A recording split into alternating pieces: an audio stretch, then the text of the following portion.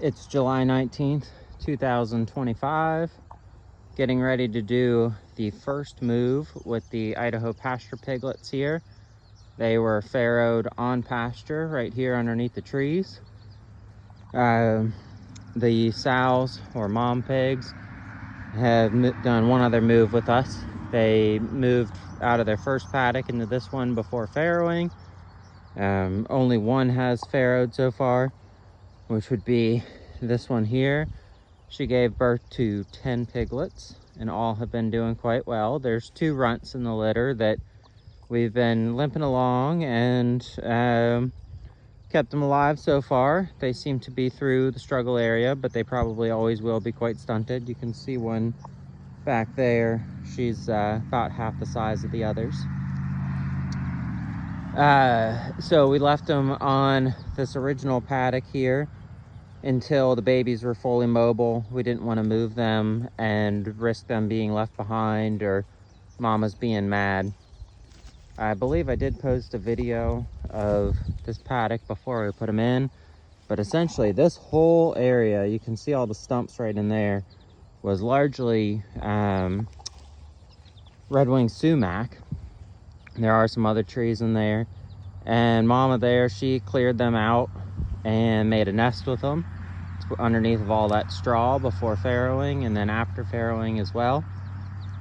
So we're gonna go ahead and move them out into this next paddock, which is a little bit bigger. They were born on July 3rd, so however many days that is. They're roughly 2-ish weeks old now. The babies have figured out the fence pretty well.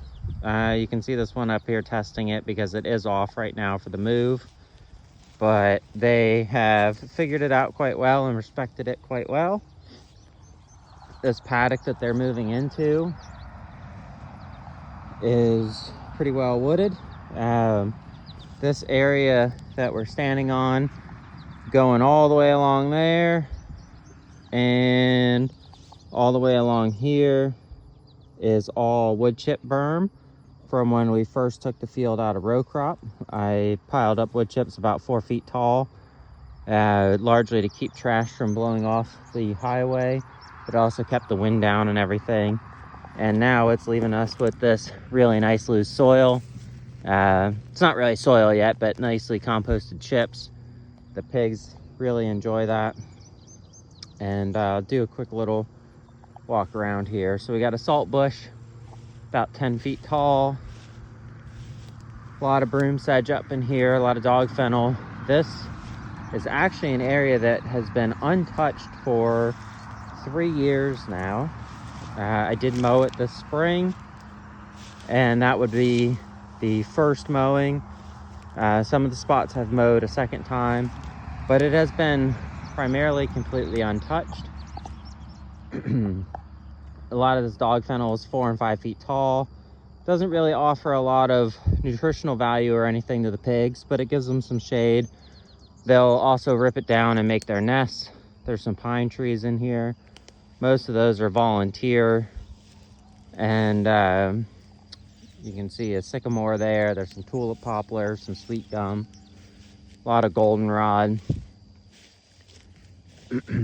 This paddock is 3 nets that are all 100 feet long, so 300-foot perimeter. It's kind of an odd shape, but it's incorporating a good bit of the sumac again for shade as well as shelter. Again, they farrowed on pasture, unassisted, which is really what we're looking for in our program, is we want animals that are self-sufficient, and our extra care just allows them to really thrive instead of just survive. But here is the sumac patch. It's about 15-20 feet tall, probably 30 feet wide or so. There's no berries on it yet. There's a occasional one from last year on some of them. You can't really see them on the outside. They're more hanging down on the inside. But I imagine they'll get right up on in there and make themselves at home. Most of the grass cover in here is broom sedge. There's some ragweed throughout it, which they do really enjoy chomping on that.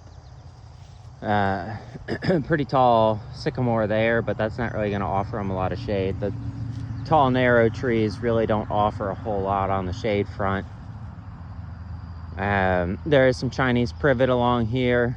Whatever is left out, once they're finished in this paddock, I'll come through and rip it out. But that's sort of an overview of this area.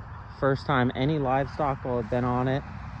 This land has been row cropped for nearly 100 years. That is documented, and likely going back much further. Anyways, I'll get a video as we do the move in, and until next time.